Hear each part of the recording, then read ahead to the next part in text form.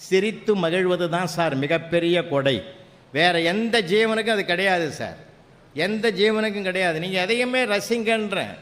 ஏன்னா சிங்கப்பூரில் கூட நம்ம ஆளுங்க 3 பேர் போயிருக்கிறாங்க. போயிட்டு ரோடை கிராஸ் பண்ணி ஓடி இருக்கிறாங்க. அங்கே ஒருத்தர் காரில் வந்தவர் நிறுத்திட்டு, எல்லாம் தமிழ்நாட்டிலேருந்து வந்தீங்களான்னு கேட்டுக்கிறார். அந்த 3 பேரில் ஒருத்தன் கேட்டிருக்கிறான், எங்களை பார்க்கலை, பழகலை, பேசலை, எங்களை தமிழ்நாட்டிலேருந்து வந்திருக்கிறீங்க எப்படி கண்டுபிடிச்சிங்கன்னு கேட்டுக்கிறான். எந்த இடத்துல ரோடை கிராஸ் பண்ணக்கூடாதோ அந்த இடத்துல பண்ணிங்கன்னா நீங்கள் நம்ம ஆளாக தான்டா இருக்கணும்னு நான் முடிவு பண்ணேன்னா. ஏன்னா எதையுமே நம்ம துன்பமாகவும் துயரமாகவும் பார்க்க வேண்டாம் சார், எல்லாத்தையும் மகிழ்ச்சியாக பாருங்கள். அதனால தான் நான் எப்பயுமே சொல்கிறது, தேனாம்பேட்டை நீங்கள் காரில் பயணம் பண்ணுறீங்க, ட்ரெயினில் பயணம் பண்ணுறீங்க, எந்த இடத்துல பயணம் பண்ணாலும் அங்கே நடக்கிற நிகழ்வுகளை மகிழ்ச்சியாக பார்க்க பழகிவிட்டால் நமக்கு வாழ்நாள் முழுவதும் மகிழ்ச்சி கிடைத்து கொண்டே இருக்கும். குற்றம் பார்க்கின் சுற்றம் இல்லைன்னு ஒரு அழகான பொன்மொழி இருக்குது. குறைகளை பார்க்க வேணாம் சார், நிறைகளை பார்க்க பழகிடுவேன். பாசிட்டிவ் எண்ணங்களை வளர்த்து கொள்வதற்குத்தான் இந்த சிரிப்பு என்பதே மிகுந்த பெரிய மருந்தாக அமையும். ஏன்னா தேனாம்பேட்டை சிக்னலில் என்னுடைய ஸ்டூடெண்ட்டு தான் புருஷோத்தமன் 8ஆம் கிளாஸ் படித்து 8th B செக்ஷனில் என்கிட்ட படித்த புள்ள தான் அங்கே இருப்பார். ஒரு தடவை டி நகர் போயிட்டு நான் அப்படி திரும்பி வரேன், சமீபத்தில் தான் வந்து அங்கே ஒரு விசேஷம் நடக்குது. ஒன்றும் இல்லை, ஒருத்தன் ஃபுல் பாட்டில் கையில் வச்சுன்னு காலி பாட்டில் ஃபுல்லாக தண்ணியை மொத்தமாக ஏற்றிட்டு ஸ்டெப்பு கூட எடுத்து வைக்க முடியாமல் அளவுக்கு நிற்கிறான். எடுத்தடி வைக்க முடியாத டிராஃபிக்கே பிரச்சனையாக இருக்குது. அந்த கான்ஸ்டபிள் போய் கெஞ்சறாரு, யோ வாயா ரொம்ப அப்போ கூட வரமாட்டான்றான், நவர முடியல.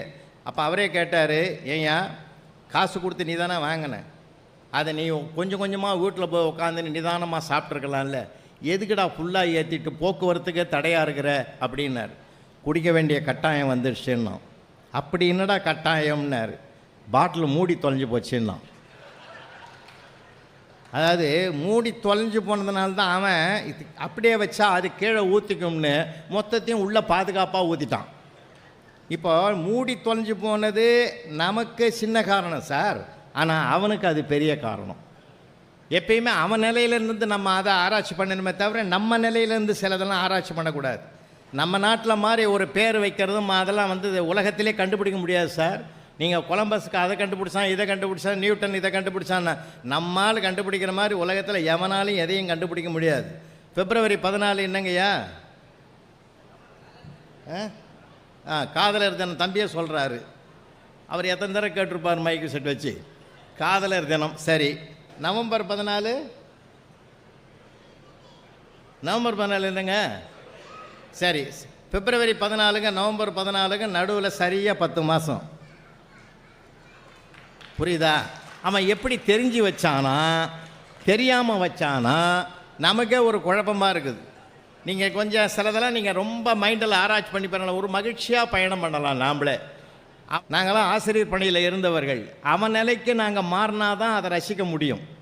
ஏன்னா பல பேப்பர்லாம் நாங்கள் பண்டில் பண்ணி வீட்டில் வச்சுக்கிறோம் சார், அருமையாக எழுதுவான். 18ஆம் நூற்றாண்டில் வாழ்ந்தவர்களை பற்றி குறிப்பு வரைகணும் ஒருத்தன் எழுதிக்கிறான், அனைவரும் மாண்டு விட்டனர்னு எழுதினான். நான் ஃபுல் மார்க் போட்டேன் சார். இல்லைன்னா அந்த ஆளை ஒரு காட்டணுமா, நான் எங்கே போகிறது? இந்த நூற்றாண்டே ஆளே நமக்கு தெரியல, இவனே வேடிக்கை மனிதனாக இருக்கிறான். 18ஆம் நூற்றாண்டுக்கு நான் எங்கே போகிறது? அவன் ஃபேண்டாஸ்டிக்காக ஆன்சர் எழுதுவான். தெரியுமா உங்களுக்கு? சிமெண்ட்டை தயாரிக்க வேண்டிய மூலப்பொருளில் எழுதுன ஒருத்தன் எழுதிக்கிறான் சார், எந்தெந்த மூலப்பொருள்களை கொண்டு தயாரிக்கப்படும் அந்தந்த மூலப்பொருளால் தயாரிக்கப்படும்.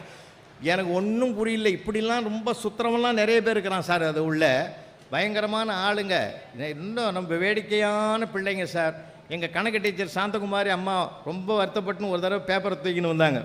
பேப்பர் தூக்கின்னு நீங்கள் செல்லம் கொடுத்து இந்த பசங்களை கெடுத்துட்டீங்க சார். இல்லைம்மா, ரசிம்மா, குழந்தைதாம்மா ரசிக்கணும், அவன் எப்படி எழுதினாலும் பரவாயில்லம்மா, அதில் இருக்கிற உண்மையை பாருமா, அவன் இடத்துக்கு நீ பாருமா அப்படின்னு. எங்கள் அம்மா என்ன கொண்டாந்தாங்க, பேப்பரை கொண்டு வந்து 10 பேர் சேர்ந்து ஒரு தார் ரோடை 20 நாளில் போடுறாங்க, அதே ரோடை 15 பேர் எத்தனை நாளில் போடுவாங்கன்னு காலமும் நேரமும் கணக்கு பற்றி கேட்டிருக்கிறாங்க. நம்மால் எழுதிக்கிறான், மேற்படி ஆள் சூப்பராக எழுதிக்கிறான். இது அனாவசியமான கேள்வி. ஏற்கனவே 10 பேர் போட்ட ரோடை மறுபடியும் எதுக்கு 20 பேர் போடணும்? அரசாங்கத்துக்கு வீண் செலவு அப்படின்னு எழுதிக்கிறான் சார். நான் சொன்ன ஃபுல் மார்க் போடுமா? இந்த சமுதாயத்தை எவ்வளோ கணக்கு பண்ணி வச்சுக்கிறான் அவன் கணக்கு தான்மா சரின்னு. அந்த அம்மா என்கிட்ட சண்டைக்கு வந்துடுது, இந்த மாதிரிலாம் உனக்கு எழுதுனான்னா நீங்கள் கோவப்பட மாட்டியான்னு. இதை விட பயங்கரமாக எழுதுகிறோம். எங்கள் ஆசிரியர் பெருமக்களுக்கு நல்லாவே தெரியுங்க, ஒரு ஆண் பிள்ளை எழுதுறதுக்கும் ஒரு பெண் பிள்ளை எழுதுறதுக்கும் வித்தியாசம் இருக்குது. எந்த பெண் குழந்தையும் மனசாட்சிக்கு மாறா, தர்மத்துக்கு மாறா, அதர்மமாக எழுதவே எழுதாது சார். இன்றைக்கும் சொல்கிறேன், இன்னைய வரைக்கும் சொல்கிறேன், இந்த நாட்டில் இன்னும் கொஞ்சம் தர்மம் இருக்குதுன்னா அது பெண்களால் தான் இருக்கிறது என்பதிலே நான் முழு நம்பிக்கை உடையவன். அது சகோதரியாக இருக்கலாம், தாரமாக இருக்கலாம், தாயாக இருக்கலாம், அது யாராவது இருக்கலாம், பெண் வடிவத்தில் தான் இருக்குது. ஏன்னா ஒரு கேள்விக்கு ஆன்சர் தெரிஞ்சால் தான் சார் ஒரு பெண் எழுதும், இல்லைன்னா எழுதவே எழுதாது, அப்படியே விட்டுடும். ஆனால் நம்மால் அப்படி இல்லை சார். எந்த கேள்விக்கு தெரியலையோ அதுக்கு தான் சார் நிறைய பக்கம் எழுதுவான், அடி பூந்து விளையாடுவான் சார், கற்பனை சிறக வான மண்டல பறக்க விட்டுருவான். நான் அப்படி தான் கேட்டேன், இந்த பூகம்பம் எப்படி உருவாகும்னு ஒருத்தன் எழுதிக்கிறான். வானம் வெடித்து சிதறும், பூமி பிளக்கும், கடல் கொந்தளிக்கும், பெருக்கெடுத்து ஓடும் வெள்ளத்தில் எங்கள் தமிழையா முதலில் போய் விடுவார்னு எழுதிக்கிறான் சார். அவரை தொடர்ந்து ஆடு மாடுகள் எல்லாம் போகும். என் கூட எதை அனுப்புகிறான் பார். எல்லாத்தையும் படித்து பார்த்துட்டு மனசு நொந்து அவனை கண்டிக்கவும் கூடாது, மன உளைச்சல் வர மாதிரி திட்டவும் கூடாது. நான் என்ன தான் பண்ணுறது, அவனுக்கு மனசு வேதனை வெளிப்படுத்தணும் இல்லையா. அவனை கிட்ட கூப்பிட்டு, ஏண்டா ராஜா அப்படி அதர்மமாக எழுதிக்கிறேடா, நல்லா இருக்க மாட்டேன், நியாயமா தர்மமான்னு ஓன்னு அழுதான் சார். ஒருத்தன் செஞ்ச தவறுக்கு அழுதான்னா அதை விட மன்னிப்பு உலகத்திலே கிடையாது. விட்றா ஏன் அழற, கவலைப்படாத விடு, நான் ஒன்றும் அதை பெருசாக்க மாட்டேன் விட்றான்னு. நான் அதுக்கு அழுவில், நீ படித்து பார்த்து திருத்துவேன்னு நான் நினைக்கவே இல்லைன்னா. அதனால் அது நம்மக்கிட்டையும் சில குறை இருக்குது இல்லை, எல்லாமே நல்லதாக எண்ணுவோமே. ஏன்னா பேராசிரியர் கணேஷ் சிற்சபேசன் ஐயா அவர்களோடு நாங்கள்லாம் பழகிருக்குங்க 10 ஆண்டுகள். ஐயாவும் அவருக்கு பேராசிரியராக இருந்தவர். அவங்க தமிழறிஞர் சாலமன் பாப்பையாவுக்கு ஆசிரியர். அவர் சாதாரணமான மனிதர், இங்கே சரித்திரபட்ச மனிதன். ஐயாவோடலாம் நாங்கள் ஒரு தடவை பயணம் பண்ணோம். தென்கட்சி சுவாமிநாதனோட 10 ஆண்டுகள் பயணம் பண்ணியிருக்கிறேன். அது மாதிரிலாம் அவங்க கூட பழக தாங்க இந்த பொறுமை, நிதானம், சகிப்புத்தன்மை, தாக்குதலை கூட தாங்குதலாக மாற்றிக்கொள்ளுகிற மனப்பக்குவத்தை அந்த மகான்கள் தான் எங்களுக்கு கொடுத்துருக்குறாங்க. சாதாரணமானதில்லை. ஒரு ஒத்தாண்டேஸ்வரர் கோயில் தாண்டி இந்த திருமேசை தாண்டி அம்மன் கோயிலில் பேசுகிறதுக்கு ஆடி மாதம் நான் பேராசிரியர் கணேஷ் சிற்சபேசன் அவருடைய கூட காரில் வரும். காரில் நான் அவரும் பின்னாடி உட்காந்துக்கிறேன். டிரைவர் ஓட்டின்னு வராரு காரை. மண் ரோடு அப்போல்லாம் உங்களுக்கு எல்லாருக்கும் தெரியும். மண் ரோடு சின்ன ரோடு, 20 அடி ரோடு. இந்த 20 அடி ரோடு ஒரு கார் நல்லா வளைக்க முடியாத இடத்துல ஸ்டேரிங் போட்டு வளைச்சாரு டிரைவரு. நல்லா கவனிச்சிங்க, டிரைவர் பேர் கோவிந்தன். அது புரட்டாசி மாதம் சனிக்கிழமை வேறு. கோவிந்தன் சொன்னாலே சங்கு சக்கரம் இருக்கும்ல, அதனால் என்ன பண்ணால் வளைச்ச வளைவில் ஷேரிங் கையில் வந்துடுது. எங்கள் ஐயா சும்மா இல்லை, கோவிந்தா கையில் என்னன்னாரு. ஆமாம், இது பேசி பேசி பழகிட்டவன். சக்கரம் சுவாமின்னா. உடனே எங்கள் ஐயா கேட்டார், சங்கு எங்கேன்னார். இன்னும் கொஞ்சம் நேரத்தில் ஊதிடுவானுங்கண்ணா. அப்போ தான் அவர் சொன்னார், நாங்கள் உயிரை கையில் பிடிச்ச நாங்கள் வரோம், என்ன சார் இப்படி பேசுகிறீங்க, இடுக்கண் வருங்கால் நகுகன்னு ஐயன் வள்ளுவன் சொன்னதை நினைவில் இல்லையான்னார். அந்த மாதிரி ஒரு நகைச்சுவை, எதையுமே துன்பத்தை கூட இன்பமாக பார்க்கிற மனப்பக்குவம் எந்த மனிதனுக்கு வாய்க்கப் பெறுகிறதோ அவனால் தான் பிரச்சனைகளிலிருந்து விடுபட்டு வெளியிலே வருவதற்குரிய தீர்வு அவங்ககிட்டே கிடைக்கும். நீ தீர்ப்புக்குன்னு கோர்ட்டுக்கு போக வேண்டிய அவசியமே இல்லை. ஃப்ரீயாக பேசுங்க சார், நண்பரிடத்தில் பேசுங்க, மகிழ்ச்சியாக உட்காந்து பேசுங்க. நான் குடும்ப கூட்டத்தில் நிறைய பேசுவேன் சார், குடும்ப கூட்டத்தில் நிறைய பேசுவேன். கணவன் மனைவியும் பேசுங்க, ஒன்றா பேசுங்க. ஒரு தீபாவளி வருதா, பொங்கல் வருதா, எல்லாரும் ஒன்றா சேர்ந்து போங்க, இந்தாம்மா ஒரு 50,000 நீ போய் புடவை எடுத்துக்கோ அப்படின்னு சொல்லவே சொல்லாதீங்கன்னு. இதை கூட்டத்தில் ஒருத்தன் கேட்டுட்டு போய் மறுநாள் சம்சாரத்திட்டு சொல்லிக்கிறான், வர்றது பொங்கல் வரப்போகுது, நீ தனியாக போயிட்டுலாம் புடவை எடுக்காத. புலவர் கூட்டத்தை கேட்டேன், அந்த ஆள் சொன்னது எனக்கு பொருத்தமாக தெரிஞ்சுது. நீங்கள் ஜவுளி கடைக்கு போகும்போது என்னையும் சேர்த்து கூட்டின்னு போகணும். அந்த அவனை கூட்டிக்கிட்டே போகும்போது மனசுக்குள்ளே நினைக்குது, இந்த ஆள் கூட்டத்துக்கு அனுப்புனது ரொம்ப தப்பாக போச்சு. நான் போனாக்கா நான் ஏன் சுதந்திரமாக எடுப்பேன், நான் புட்டாவை பார்ப்பேன், பார்டரை பார்ப்பேன், லுக்கை பார்ப்பேன், கலரை பார்ப்பேன். இந்த ஆள் பில்லை பார்ப்பான். அவன் உட்காந்து நொய் இது நல்லா இல்லை அது நல்லா இல்லைன்னு வேறு நம்ம பிரச்சனை ஆக்கிடுவான். என்ன பண்ணுறதுடா, இந்த ஆளை எப்படி பிரேக் பண்ணுறதுன்னு யோசனை பண்ணிக்கினே போய் என்ட்ரன்ஸ் வரைக்கும் போச்சு. அதுவோ பெரிய ஜவுளி கடை. என்ட்ரன்ஸில் போன உடனே அந்த செக்யூரிட்டி நிற்கிறான் பார். செக்யூரிட்டியை பார்த்துட்டு, அப்பா இந்த மனுஷன் பாரு தனியாக நிற்கிறான், நான் என்ன சொல்கிறேன், நீ கூட உன்னால் பல மணி நேரம் நிற்க முடியாது. நான் குறைஞ்சபட்சம் 6 மணி நேரம் 7 மணி நேரம் ஆகும் நான் புடவை செலக்ட் பண்ணி நீ வர. அவ்வளோ நேரம் உன்னால் நிற்க முடியாது. இந்த பெஞ்சில் உட்காரு, நீ உட்காந்தீங்கன்னா உனக்கு கூல்ட்ரிங்க்ஸ்லாம் கூட கொண்டாந்து கொடுப்பான் அந்த ஆள். இங்கேயே உட்காருன்னு சொல்லிட்டு அவனை உட்கார வச்சுட்டு உள்ளே போட்டுது. உள்ளே போய் இது அலசுன்னு அலசி எல்லாத்தையும் பார்த்து அந்தந்த ரேக்கில் இருக்கிற புடவையெல்லாம் கீழே இறக்கி வச்சுட்டு எதையுமே எடுக்காமல் யோசனை பண்ணி நான் அப்படியே சுற்றிட்டு ஒரு செக்ஷனுக்கு போயிட்டு கிட்டத்தட்ட 7 மணி நேரம் ஆகிப்போச்சு. 7 மணி நேரம் ஆன உடனே அதுக்குள்ள ஞாபகம் வந்துடுது. குழந்தை ஞாபகம் வந்த மாதிரி புருஷன் ஞாபகம் வந்துடுது. அந்த ஆளை உட்கார வச்சு வந்தமே என்ன பண்ணுறானோ ஏது பண்ணுறானோ, டீ குடிச்சானோ தண்ணி குடிச்சானோ தெரியலன்னு அது பரபரன்னு வாசலுக்கு ஓடியாந்து அங்கே பார்த்தா அவனை காணோம். செக்யூரிட்டி நிற்கிறான். செக்யூரிட்டியை பார்த்து கேட்டுது, செக்யூரிட்டி சார் ப்ளூ கலர் சட்டை போட்ட ஒரு ஆளை எங்கே உட்கார வச்சு போன காலையில், அந்த ஆள் எங்கேன்னு. அடியே என்னை நல்லா பாடுறேன்னா. இப்போ அவன் தான் செக்யூரிட்டியை நிற்கிறான். அந்த அம்மா வாரி போட்டுது, ஏயா நீ எதுக்கு இந்த வேலையில் நிற்கிற, நீ ஏன் செக்யூரிட்டியாக நிற்கிறேன்னு. சத்தம் போடாது, உட்காரு. நாம் நீ என்னை உட்கார வச்சு போனல, அந்த செக்யூரிட்டி உட்காந்து நின்றுனால அவன் சோகமாக இருந்தான். என்னடான்னு கேட்டேன். டியூட்டி மாத்திரம் வரல, இன்றைக்கி என் பொண்ணை பார்க்குறதுக்கு மாப்பிள்ளை வீடு வராங்க, என்ன பண்ணுறதுன்னு தெரியலன்னா. அந்த டியூட்டியை எத்தனை மணி நேரம் செய்யணும்னு கேட்டேன். 8 மணி நேரம் செய்யணுன்னா. எவ்வளோ கொடுப்பேன்னா 400 கொடுப்பேன்னா. நீ சீக்கிரமாக வரமாட்ட, 8 மணி நேரம் நிற்கிறதுக்கு நாம் நிற்கலாம், ஒரு 400 கிடைக்குமே. நான் ஆசைப்பட்டு இதை நான் செய்யலாமான்னு கேட்டேன். ஓ, கடவுளே உன்னை கொடுத்துக்கிறான், இந்த பொறுப்பு கொடுப்பான்னு எனக்கு இந்த ட்ரெஸ்ஸை கொடுத்தான், நான் செஞ்சுங்கிறேன்னு. அந்த அம்மா எகிரி எகிரி குதிக்கு. சார், அன்றைக்கே ஜோசியம் உனக்கும் எனக்கும் பொருத்தம் பார்க்கும்போது சொன்னான், உனக்கும் எனக்கு மன பொருத்தம் தான் 100க்கு 100 இருக்குதுன்னு சொன்னான். அது எவ்வளோ பெரிய உண்மைன்றது இன்றைக்கி தான்யா கண்டுபிடிச்சேன். 8 வச்ச புடவைக்கு 400 குறையுதுன்னு நான் வந்தேன். அதை கரெக்டாக சம்பாஷித்த பற்றியா, நீ தாயா 7 ஜென்மத்துக்கு நீ தான் எனக்கு புருஷன்னுச்சு. அவன் மனசுக்குள்ளே நினச்சான், கடவுளே இது தான் எனக்கு 7வது ஜென்மமாக இருக்கணும். ஏன்னா அவன் படுற கஷ்டம் அவனுக்கு தான் தெரியும். சார், லைஃப்பில் கொண்டாடணும் சார்.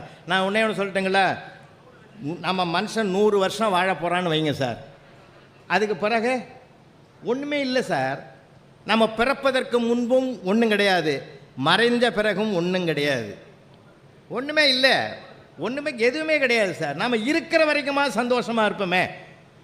நான் இன்னும் சொல்கிறேங்க, ஒரு மனிதனை பாராட்டணும்னு நினைக்கிறீங்களா, வாழும்போதே பாராட்டுங்கய்யா, வாழும்போதே பாராட்டுங்க. அவன் தான் இன்னும் வளருவான்.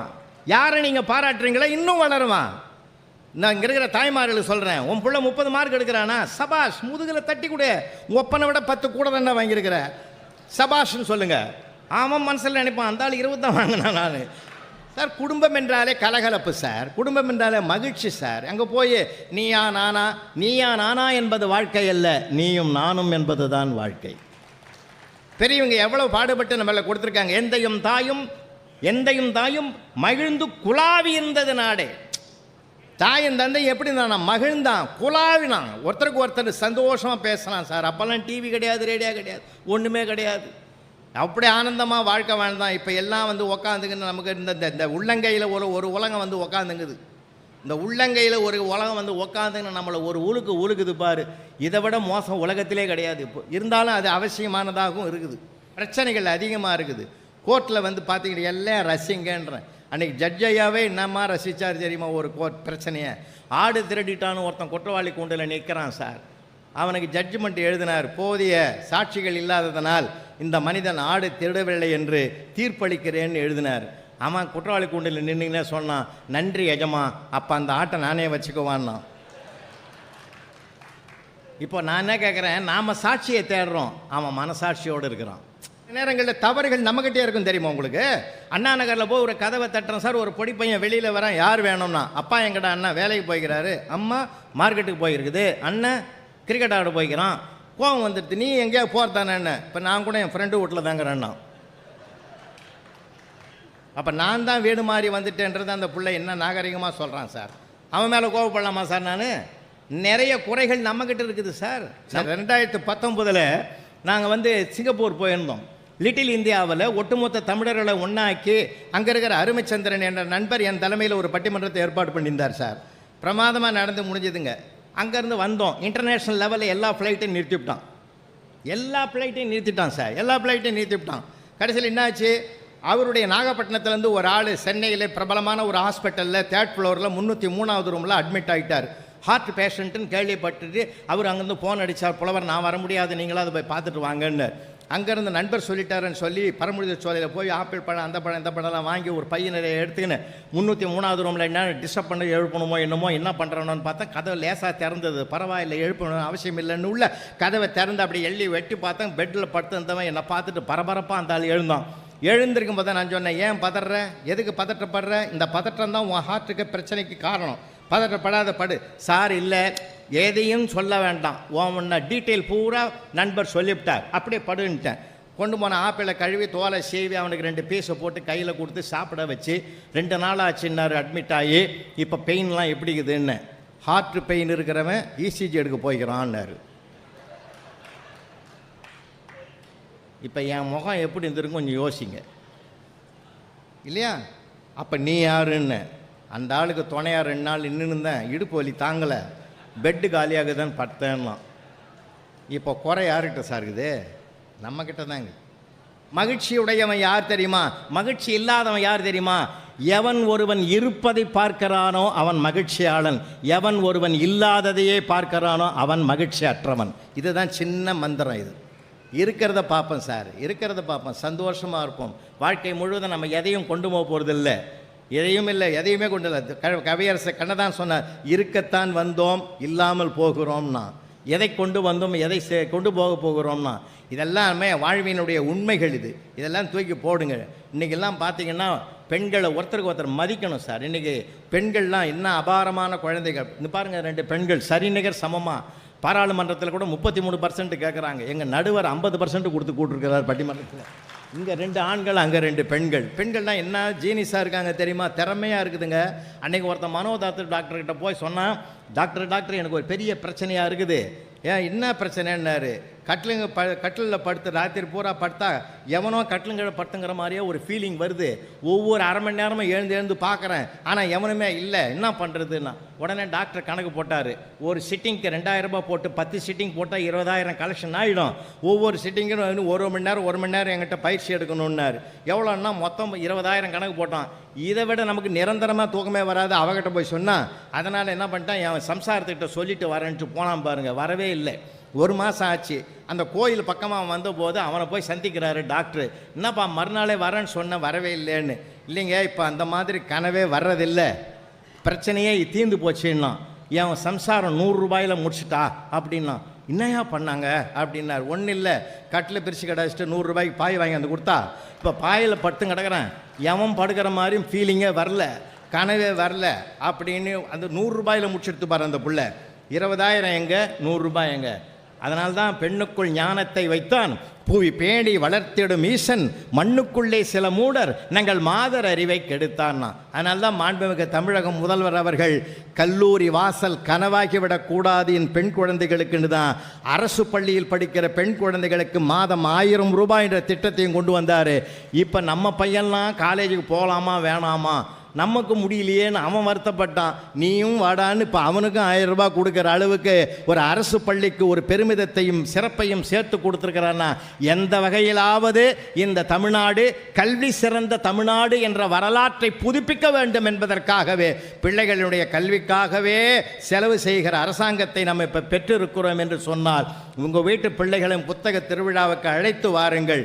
உண்மையிலே சொல்லப்போனால் இன்றைக்கு வருவாய்த்துறையும் நம்முடைய பப்பாச்சி அண்ணன் முருகன் ரொம்ப அரும்பாடுபட்டு இந்த பேச்சாளர்கள்லாம் தேர்வு செய்து கொடுப்பார். ஒவ்வொரு மாவட்டத்துக்கும் கொடுத்துக்கிட்டு இருக்கிறார். ஒவ்வொரு மாவட்டத்திலும் புது புது தலைப்புகளை கொடுத்து பேச வைக்கிறார். அப்படிப்பட்ட பெருமைக்குரிய முருகன் அவர்களுக்கும் இந்த நேரத்திலே என்னுடைய நன்றிகள், அந்த வணக்கத்தை தெரிவித்துக் கொண்டு, இந்த அளவிலே புத்தக திருவிழாவுக்கு அழைத்து வருகிற பிள்ளைகளுக்கு புத்தகம் வாங்குகிற பழக்கத்தை சொல்லிக் கொடுங்க. புத்தகம் வாங்குகிற பழக்கத்தை சொல்லிக் கொடுங்க சார். ஒரு சொல்லில் குழந்தைகளை நாம் ஜெயிக்கலாம் தெரியுமா? நீங்கள் குழந்தைகிட்ட பேசுங்க சார். அன்னைக்கு அதை சொல்லி நான் நிறைவு செய்கிறேன். பையனை கூட்டிக்கிட்டு மெடிக்கல் ஷாப்புக்கு வராரு அப்பா. சின்ன பையன் சார், சின்ன பையன் 4ஆம் கிளாஸ் படிக்கிற பையனை கூட்டின்னு மெடிக்கல் ஷாப்புக்கு வராரு. மெடிக்கல் ஷாப்பில் கேட்குறாரு, எறும்பு மருந்து ஒரு பாக்கெட்டை கொடுங்கன்னாரு. அப்போ பையன் கேட்டான் சார் ஒரு கேள்வி, ஏன்பா எறும்புக்கு உடம்பு சரியில்லையான்னு கேட்டான். சார் அந்த மருந்து வாங்கவே இல்லை சார். இந்த பிள்ளை எறும்பை வாழ வைக்க வேண்டும் என்று விரும்புகிறான், நான் அதை அழிக்க வேண்டும் என்று விரும்புகிறேன் என்று ஒரு வார்த்தையிலே தந்தைக்கு உபதேசம் பண்ணான் சுவாமிநாதன்னா. இன்றைக்கி தந்தைக்கு உபதேசம் பண்ணுற பிள்ளைகள் உருவாகி இருக்கிறார்கள். சின்ன குழந்தைகளை ரசிங்க சார். நான்லாம் இன்ஸ்பெக்ஷனுக்கு போவேன் மெட்ரிகுலேஷன் ஸ்கூலுக்கு. அப்போல்லாம் போனால் ஜாலியாக இருக்குங்க சார் பிள்ளைகள்லாம். அப்படி உள்ளே போனேன்னா அந்த ஃபஸ்ட் ஸ்டாண்டர்ட் பையனெல்லாம் பார்த்து கேட்பேன் நான், ஆயக்கலைகள் எத்தனைடான்னு ஒரு தடவை கேட்டேன். 64 சாருன்னா. சபாஷ், எப்படி சொன்னேன்ன? எங்கள் மிஸ்ஸு மேலே எழுதி வச்சுக்கிறாங்க சோத்துலன்னா. அந்த மாதிரி எழுதிக்குது ஆயக்கலைகள் 64. சபாஷ் சபாஷ் சபாஷ். 64 உனக்கு சொல்ல தெரியுமா? சொல்லுவேன் சார். அடே ஃபஸ்ட் ஸ்டாண்டர்ட்லேயே சொல்லுவியா? சூப்பர், சொல்கிறா பார்ப்போம். ஆயக்கலை 1, ஆயக்கலை 2, ஆயக்கலை 3ன்னா மிஸ்ஸு ஓடாந்தது டேன்னு நான் சொன்னேன், விடுமா குழந்தைய பேச விடு. 64 நம்பரையாவது வரிசையாக சொல்கிறானா பார்ப்போம்மா. ஏன்னா நாம் நினைக்கிற மாதிரி ஆன்சர் அவன் சொல்கிறத விட அவன் நினைக்கிற மாதிரி சொல்கிறதுல ஒரு அழகு இருக்கு இல்லையா, அந்த அழகை ரசிக்கணுமா. அந்த ரசனை தாமா எத்தனை கோடி இன்பம் வைத்தா எங்கள் இறைவான்னு எங்கள் பாட்டன் மகாகவி பாரதி பாடி இருக்கிறாமா. அதனால் குழந்தை தாமா முதல் சொத்து. அவனிடத்தில் அப்படி சந்தோஷமாக பேசுவோம், சந்தோஷமாக பழகுவோம். அவனை மடியில் உட்கார வச்சுட்டு பேசுங்கய்யா. இன்னையில் நான் இந்த புத்தக திருவிழாவுக்கு வந்து போனதனுடைய ஒரே நோக்கம், வீட்டில் நாளையிலிருந்து டிவியை நிறுத்துங்க, ரேடியோவை யாரும் கேட்குறதில்ல, ரேடியோவும் வேண்டாம், இருந்தாலும் அதையும் நிறுத்துங்க. ஒரு அரை மணி நேரம் அல்லது 1 மணி நேரம் குடும்ப உறவுகளோடு உட்காந்து கலகலப்பாக பேசுவோம் சார். உண்மையிலே சொல்கிறேன், கலகலப்பாக பேசுங்க, கலவரம் வர்றதுக்கு வாய்ப்பே இருக்காது. சின்ன சின்ன சண்டை தான் வரட்டுமே சார். ஊடுதல் காமத்திற்கென்பம் அதற்கென்பம் கூடி முயங்க பெருன்னு 1330வது குறளில் திருவள்ளுவர் அதை தான் சொல்கிறார். சின்ன சின்ன சண்டைகள் வரணும் சார். மௌனமாகவே இருப்பாங்க, சொல்லுங்கள் பார்ப்போம். மௌனமாகவே இருப்பாங்க. சண்டை வரணும், சின்ன சின்ன சண்டை வரணும் சார். எந்த சண்டை எப்படி வந்ததுன்னு தெரியாது, அது எப்படி சமாதானம் ஆகும்னு தெரியாது. வரணும், சின்ன சின்ன சண்டைகள் வரணும், பேசணும், ஜாலியாக இருக்கணும். ஏன்னா அன்னைக்கு கூட பிச்சைக்காரன் வந்து கேட்குறான் சார், அம்மா தாயே சோறு போடணுன்னா. அந்த அம்மா வெளியில் வந்தது. ஆள் பார்த்தா வாட்டு சாட்டமாக இருக்கிற, எங்கன்னா வேலை செஞ்சு பழைக்க வேண்டியது தானே, பிச்சை எடுக்கிற. அவன் கோவப்படல சார், அம்மா பார்க்குறதுக்கு நீ கூட நயன்தாரா மாதிரி தாங்கிற, சினிமாவில் நடிக்கவா போனேன், இதை இருக்குதுங்கள உன் வீட்டில், இதுங்களுக்கெல்லாம் வடிச்சு கொட்டுறதுக்கு தான் நீ இங்கேயே இருக்கிற, வடிச்சு கொட்டியே இழைச்சிட்டே அம்மா. அந்த அம்மா கண்ணீர் விடுது. எனக்காக வருத்தப்படுற ஒரு தம்பி நீதாண்டா சார். பிச்சைக்காக வந்து தம்பி ஆகிட்டான். இருடா கண்ணுன்னு சொல்லி உள்ளே போய் 4 இட்லி சூடாக வச்சு சட்னி வச்சு கையில் கொடுத்து சாப்பிட வச்சு, எப்பப்பெல்லாம் பிரச்சனையாக இருக்குதோ, உனக்கு பசியாக இருக்குதோ, அப்பப்பெல்லாம் வாடா அக்கா நான் இருக்கிறேன் அப்படின்னு ஒரு உரிமை கொண்டாடுற அளவுக்கு அந்த மனமாற்றத்தை எது தந்தது சார்? அவன் அன்பான வார்த்தை தான் சார். அறிவு மூளையை சார்ந்தது, அன்பு இதயத்தை சார்ந்தது. இதயம் சார்ந்து பேசுமையா, இதயம் சார்ந்து பேசுவோம், இனிமைகளை உருவாக்குவோம். வாழ்நாள் முழுவதும் வசந்தமாக இருக்கும் சார். வசந்தமாக பேசாமல் போனதுனால தான் சார் பிரச்சனையே. ஒரு நாள் கரண்ட்டே நின்று போச்சு சார். நெட்டு ஒர்க் ஆகலை, லேப்டாப்பில் ஒர்க் ஆகலை, செல்லு ஒர்க் ஆகலை. அந்த அம்மா சொல்லிச்சு பக்கத்து வீட்டுக்காரம்மாக்கிட்ட, அப்போ நீ என்ன தாண்டி பண்ண, எப்படி தான் பொழுது போச்சு? இல்லை என் வீட்டுக்காரர்கிட்ட தான் உட்காந்துன்னு பேசியிருந்தேன், ரொம்ப நல்ல மனுஷனாக இருக்கிறாண்டி அப்படின்னு புரிஞ்சுக்கிச்சின்னா, பேசுறதுனால தானே அந்த புரிதல் வருது. தெரிந்து கொள்வது வேறு, புரிந்து கொள்வது வேறு. நாம் புரிந்து கொண்டால் வாழ்க்கை சுகமான பயணமாக இருக்கும். 43 வருஷம் ஆகுது எனக்கு கல்யாணம் ஆகி. இன்றைக்கி எங்கள் வீட்டம்மா கேட்குது, நான் சொன்னேன்னு புரிஞ்சுதா? வகுப்பறையில் வாத்தியார் கேட்குற, நான் சொன்னேன்னு புரிஞ்சுதா? தெரிகிறது வேற, புரியுறது வேற. நமக்கு நிறைய விஷயங்கள் தெரியுது, புரியல. நம்ம நாடு புண்ணிய பூமியா, ஆன்மீக பூமியா, அறிவாளிகள் ஞானிகள் நடமாடிய புண்ணிய பூமியா, வாழ்வதற்கென்ற பிறந்த மண்ணியா அந்த மண்? இந்த மண்ணை நேசிப்போம். நம்ம தமிழ்நாடு கல்வியில் சிறந்த தமிழ்நாடு, மிக மனிதநேயம் நிறைந்த தமிழ்நாடு, கோயில்கள் நிறைந்த புனித பூமியா இந்த பூமி. இங்கே பிறந்ததுக்கு பெருமைப்படுமையா. எந்த நாட்டிலையா 60 கொண்டாடுறான், 70 கொண்டாடுறான், 80 கொண்டாடுறான், 100 கொண்டாடுறான்? நம்ம அதுவும் தென் பகுதியில் தான்யா 60ஆம் கல்யாணம் பண்ணுறான், 70 கல்யாணம் பண்ணுறதே வேலை இல்லையான்னு கேட்கக்கூடாது. கல்யாணம் என்பது வாழ்நாள் முழுவதும் கொண்டாடி மகிழக்கூடிய ஒரு திருநாள் என்று பிரபஞ்சத்திற்கு பிரகடனப்படுத்திய மண்ணையா அந்த மண். 60 சஷ்டியப்த பூர்த்தியா, அது கூட நிறைய பேர் கேட்குறான். 60ல் பண்ணுறதா 61ல் பிறந்தான். 61 என்னைக்கு பிறக்குதா அன்றைக்கி தான் பண்ணணும். ஏன் தெரியுமா? 61 திருப்பி போடு 16 வயதில் தான் மார்கண்டேயன் திருக்கடையூரில் வாழ்க்கையினுடைய நீட்சி பெற்றது. அதனால தான் திருக்கடையூரில் 60ஆம் கல்யாணத்தை பண்ணுறான். நான் கூட 13 வருஷத்துக்கு முந்தைய அங்கே தான் பண்ணேன், திருக்கடையூரில். ஆஸ்திரேலியாவில் வந்து என் ஃப்ரெண்டு வந்து தான் சார். அவன் கேட்டான் பாரு ஒரு கேள்வி, அதே ஒய்ஃபான்னு கேட்டான் சார். அதனால் நம்ம கலாச்சாரம் வாட் இஸ் யுவர் கல்ச்சர்னு சர்தார் வல்லபாய் பட்டேலை கேட்டபோது அவர் கல்ச்சர் இஸ் அக்ரிகல்ச்சர்னு சொன்னாரியா. இது விவசாயத்தோடு பின்னி பிணைந்த வாழ்வியல் உண்மைகளை கொண்ட வளமான நாடு.